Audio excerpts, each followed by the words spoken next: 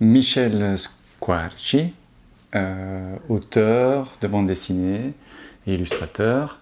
Sarah Masson, auteure de bandes dessinées et de livres pour enfants, et donc nous venons de sortir chez CFC le livre Reste avec moi. Ma mère a été diagnostiquée atteinte de démence il y a 2 ans. J'ai donc voulu raconter cette histoire de démence, mais aussi tout le rapport qu'une mère peut avoir avec sa fille, et donc aussi du coup le rapport que moi j'ai avec ma propre fille. Donc à partir de cet ancrage réel, on est parti dans une autofiction, c'est-à-dire qu'on ne voulait pas faire d'autobiographie, on voulait raconter une histoire plus large que ce qu'on a vécu et qui soit plus un portrait de femmes, quoi. Un portrait de 2 femmes. À partir du personnage de Florence, donc le personnage principal de l'histoire, on développe sa relation avec sa mère et avec sa fille.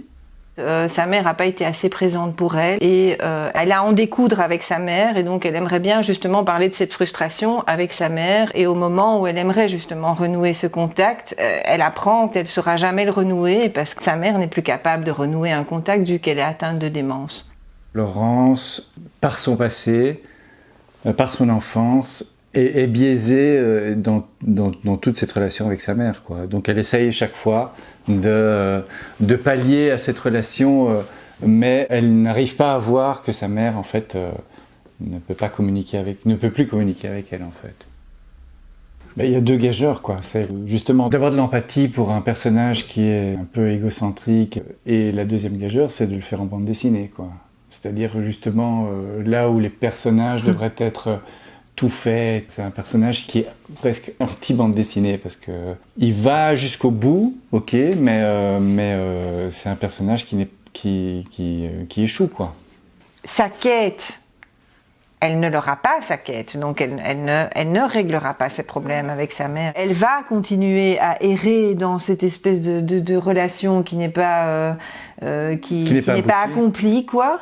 Mais en même temps, il y a une page qui est tournée quand même, parce qu'il y a quelque chose qu'elle a compris, et donc en un certain sens, elle n'échoue pas.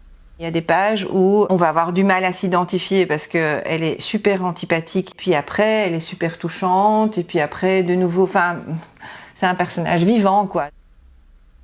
Ben, en général, on travaille à 4 mains, donc ça veut dire que Sarah propose un sujet, et à ce moment-là, moi je scénarise un petit peu au départ, donc je crée un canevas, et ensuite je lui propose les différentes scènes, et avec elle je discute de ces scènes, et on évolue comme ça. J'ai repris les scènes, et puis là j'ai commencé à travailler l'image. On découpe, et puis on décide, voilà, ok, vaguement dans cette image-là, on veut avoir ces éléments-là. Je vais commencer à mettre tous les petits éléments qu'il faut dans l'image, les différents éléments du décor que je vais soit photographier, soit aller trouver sur le net, soit enfin découper dans des magazines. Comme on a fait beaucoup de sérigraphie, on a un rapport à l'image qui est vraiment un rapport de couche, quoi. Et puis après, je vais décalquer les collages pour faire les dessins au crayon, et puis les dessins ont été scannés, remontés sur des fonds que j'avais préparés en acrylique. Ce qui donne normalement une cohésion à la planche, quoi, pour que tout ait le même trait, tout semble appartenir au même monde, quoi.